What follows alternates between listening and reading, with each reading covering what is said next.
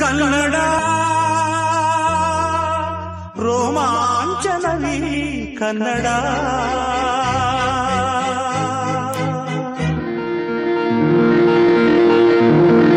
ಹೊಂಚು ಹಾಕಿ ಸಂಚು ಮಾಡಿ ವಂಚನೆಯಿಂದ ನಮ್ಮ ರಾಜ್ಯವನ್ನು ಕಬಳಿಸಿ ಮೆರೆಯುತ್ತಿರುವ ಶಿವಸ್ಕಂದವರಮ್ಮ, ಯಾವ ಕದಂಬರ ವಂಶವೃಕ್ಷ ನಿನ್ನ ಕ್ರೌರ್ಯಕ್ಕೆ ಸಿಕ್ಕಿ ನಿರ್ನಾಮವಾಯಿತೆಂದು ತಿಳಿದಿರುವೆಯೋ, ಆ ಮಹಾವಂಶವೃಕ್ಷವಿಂದು ಮತ್ತೆ ಚಿಗುರಿ ತಲೆ ಎತ್ತಿ ನಿಂತಿದೆ.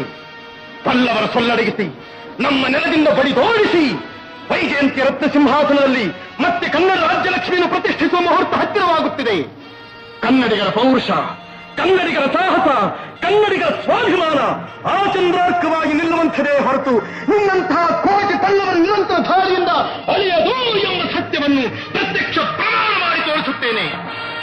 ಇದೇ ನನ್ನ ಗುರಿ, ಇದೇ ನನ್ನ ಮಂತ್ರ, ಇದೇ ನನ್ನ ಪ್ರತಿಜ್ಞೆ.